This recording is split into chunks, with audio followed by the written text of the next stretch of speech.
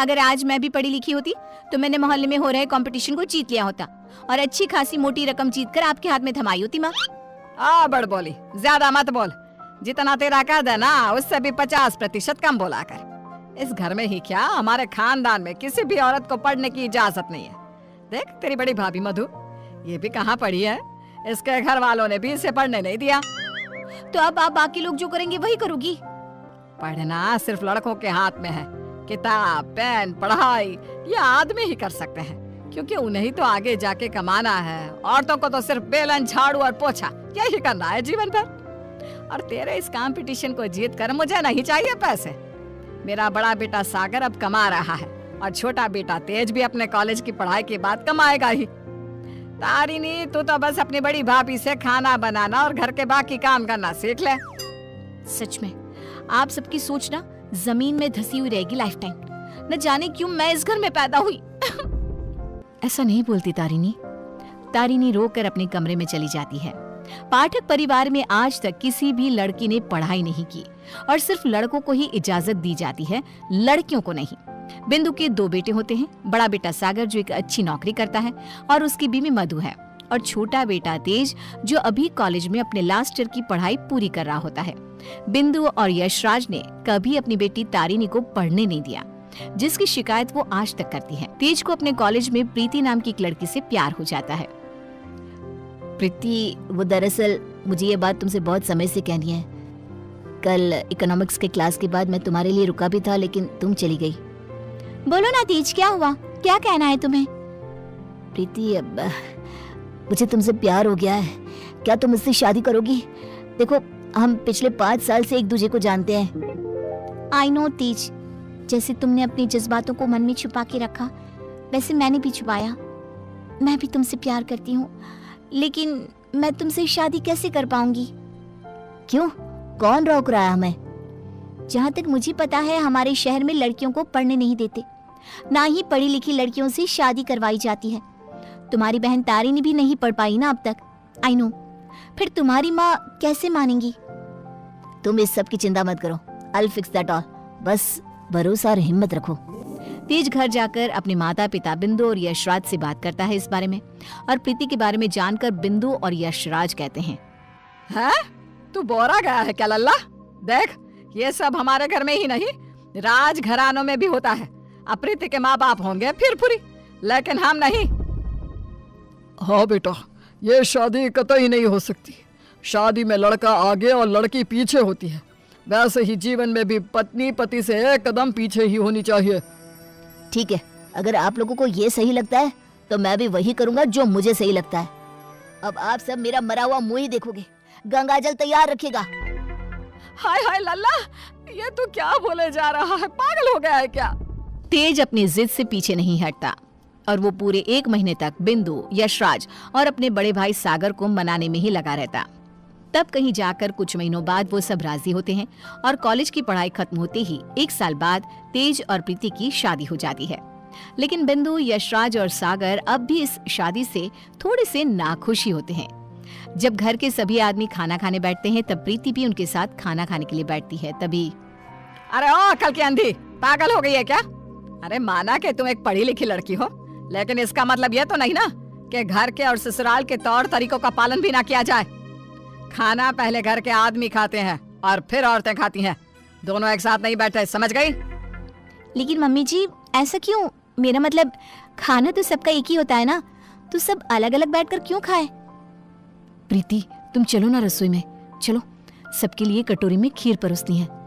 लेकिन मधु दीदी। प्रीति, माँ और मधु जो कह रही है वो सब सुनो। तेज, अपनी बीवी को कुछ समझाओ।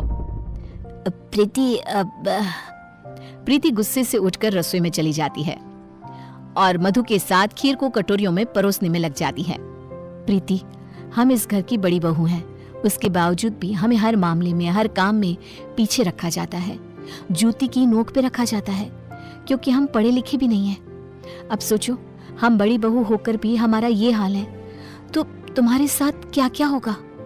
मधु दीदी, आप पढ़ी लिखी नहीं हो, इसमें आपकी कोई गलती नहीं है, लेकिन ये जो कुछ भी हो रहा है ना, आदमी और औरत का भेदभाव, ये सब बहुत ही बेकार और इलॉजिकल है। आज दुनिया कहां से कहां पहुंच गई है। आज के जमाने में औरत आदमी के साथ कदम से कदम मिलाकर चलती हैं। खैर, अब हम और कर भी क्या सकते हैं, लेकिन हम अपने आप को बहुत भाग्यशाली मानते हैं। क्यों मधु दीदी? क्योंकि हमारी एक पढ़ी लिखी देवरानी जो है। हाँ, आपको पता है मधु दीदी, आप ना बहुत क्यूट हो, आपको किसी की नजर ना लगे। जब सभी हॉल में एकत्रित होते हैं तभी बिना घूंघट ओढ़े प्रीति को देखकर, प्रीति बहू, अब क्या तुम्हारे लिए दीवार पर बड़े अक्षरों में इस घर के तौर तरीके लिखवा दिए जाए? हैं? अब क्या किया मैंने? अब हमेशा राशन पानी लेकर क्यों चढ़ जाती हो मुझ पर mummy ji? I just don't understand. Preeti बहू, आज तुम बगैर घूंघट के दिख गई हो। आइंदा से अगर ऐसा बिना घूंघट के दिखी ना तो मुझसे बुरा कोई नहीं होगा। मधु बहू को देखो, सोते समय भी घूंघट ओढ़े ही सोती है, नींद में भी ये हमारे आदेशों का पालन करती है। और हाँ, एक और बात कान खोल कर सुन लो, आइंदा से बड़ों से और अपने इर्द गिर्द के आदमियों से इतनी बदतमीजी से बात नहीं करना, और इस घर की 4 दीवारों में सिर्फ और सिर्फ सरल हिंदी भाषा का ही प्रयोग होगा, अंग्रेजी भाषा नहीं गूंजनी चाहिए। तेज, अपनी धर्मपत्नी को समझा कर रख। प्रीति निराश हो जाती है और अपने कमरे में चली जाती है। रात में वो तेज से कहती है, तेज, ये सब क्या हो रहा है? तुम्हारे घर वाले इतने पागल कैसे हो सकते हैं? अगर मुझे ये अंदर की बातें पता होती ना तो मैं कभी तुमसे शादी नहीं करती। I married you just because तुमने कहा कि तुम्हारे घर वालों को मुझसे कोई ऑब्जेक्शन नहीं है। हाँ तो वही हुआ ना, वो कुछ बोले क्या तुम्हारी पढ़ाई लिखाई पर? अब बाकी कुछ रूल्स रेगुलेशंस है घर की लड़कियों और बहुओं के लिए, अब उन्हें तो फॉलो करना ही होगा ना। आई नो वो थोड़े बहुत गलत है, लेकिन अब हम और कर भी क्या सकते हैं।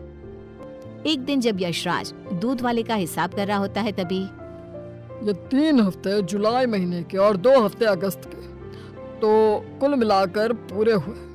अरे बिंदु, जरा हमारे ड्रॉअर में से कैलकुलेटर तो लेकर आना। जी अभी लाती हूँ। बिंदु कैलकुलेटर लाती है और तभी प्रीति भी वहाँ आती है और यशराज को हिसाब करते देखती है। ओफो, ये कैलकुलेटर चल क्यों नहीं रहा? अब मैं हिसाब कैसे करूंगा? 5 हफ्तों का हिसाब मिलाया जाए तो बनते हैं 680 रुपए, क्योंकि हमने 3 रविवार और 4 मंगलवार को दूध नहीं लिया था रघु भैया से, तो उस हिसाब से यही हिसाब बनता है। मैंने अपने माइंड में ही 1 मिनट में कैलकुलेट कर दिया है। प्रीति बहू, तुझे 1000 बार कहा है ना रसोई में ही रहा कर। अरे आदमियों के काम में क्यों हर बार अपनी टांग अड़ाने आ जाती है? आइंदा से ये हिसाब किताब वाले काम में तू बिल्कुल भी ध्यान नहीं देगी। चल दफा हो यहाँ से अब। न जाने कौन सी घड़ी थी वो जब तेज को इससे प्यार हुआ। बेवकूफ है हमारा बेटा। इस तरफ फिर से प्रीति को चुप कराकर रसोई में भेज दिया जाता है। कुछ दिनों बाद प्रीति जब बाजार से घर लौटती है तब वो घर पर सबको मधु पर चिल्लाते हुए देखती है और मधु बेचारी फूट फूट कर रोई जा रही थी। सब तुम्हारी गलती है, तुम्हारी वजह से ही मैं बाप नहीं बन सकता कभी। पता नहीं क्यों आई तुम मेरी जिंदगी में। पनौती हो तुम, पनौती। लेकिन सागर जी, डॉक्टर साहब ने कहा है कि आपके अंदर कुछ मेडिकल इश्यूज हैं जिसकी वजह से आप कभी बाप नहीं बन पाएंगे। अब इसमें हमारी क्या गलती है? ओए मधु, ज्यादा ऊंची आवाज से बात मत कर। वही तो। प्रीति से अपना गुस्सा कंट्रोल नहीं किया जाता और वो तुरंत अंदर आकर चिल्लाती है, बस, आप सबको ये क्या हो गया है? जब डॉक्टर ने कहा है कि कमी सागर भैया में है तो मधु दीदी को क्यों सुनाना? वो क्यों सहे? सारे ताने, सारी डांट, सारी गलती मधु दीदी की कैसे हो गई? मास्टरनी, तो चुप ही रहा कर। वो कहते हैं ना, एक गंदी मछली पूरे तालाब को और बाकी मछलियों को खराब कर देती है। तू ना वैसी ही है। तेरी वजह से ही ये मधु बहू भी उल्टा बोलना सीख गई है। नहीं माँ, ये सरासर गलत है। गलती सागर भाई की है। नहीं, मधु में ही कोई दोष है। हमारे बेटे सागर में कोई दोष हो ही नहीं सकता। ये मनहूस मधु कुंडली मारकर बैठ गई है हमारे सागर के जीवन में। मधु दीदी, ये आपके हाथ पांव पर निशान कैसे? बोलिए। सागर जी ने हमें बहुत मारा प्रीति, हमें बचाओ इन सब से, ये सब बहुत बुरे हैं। मधु प्रीति के गले से लिपटकर रोए जा रही थी। सागर गुस्से में आकर मधु पर हाथ उठाने जा रहा था कि तभी प्रीति उसके पास जाकर उसका हाथ पकड़कर मोड़ देती है। मेरा हाथ। एक आदमी अगर गुस्से में शैतान बन जाए तो एक औरत क्रोध में काली का रूप धारण कर लेती है। समझ गए सागर भैया? और आप सब अरे एक बार ध्यान से सोचिए, दिल से सोचिए ना। अगर ऊपर वाले ने आदमी और औरत को साथ में बनाया है तो हम क्यों फर्क करें? क्यों औरतें आदमियों से पीछे रहे? दोनों साथ में कदम से कदम मिलाकर चल सकते हैं ना। साथ में काम करके अपना घर, अपनी गृहस्थी चला सकते हैं ना। गलती सोच की है। अगर सोच बदलोगे तो ही बदलाव आएगा, वरना जमीन में ही धंस के रह जाओगे। उतने में तेज अपने साथ पुलिस अफसर्स को लेकर आता है। सागर भाई, आप मेरे बड़े भाई हो, लेकिन आज जो मुझे आपके बारे में पता चला, कैसे आप मधु भाभी को मारते हो, उन पर अत्याचार करते हो, इसके बाद से आप मेरे कोई नहीं। मेरे लिए आप ना के बराबर हो गए हो। इंस्पेक्टर साहब, गिरफ्तार कर लीजिए इन्हें। पुलिस सागर को डोमेस्टिक वायलेंस के केस में गिरफ्तार कर लेती है और उसे लेकर जाती है। माँ, पापा, प्रीति और मैंने फैसला कर लिया है कि हम अब इस घर में और नहीं रहेंगे और अकेले किसी शहर में जाकर रहेंगे। मधु दीदी और तारिणी भी हमारे साथ चल सकती हैं। इस तरह तेज और प्रीति वहां से चले जाते हैं और मुंबई शहर आकर तारिणी और मधु दोनों भी पढ़ने जाती हैं और सभी अपना जीवन खुशी से बिताते हैं। वहीं बिंदु और यशराज, जिन्हें तेज हर महीने पैसे और खत भेजता है, वो दोनों अपने बच्चों की याद में रोते रहते हैं और उनके खतों को ही पढ़ते रह जाते हैं।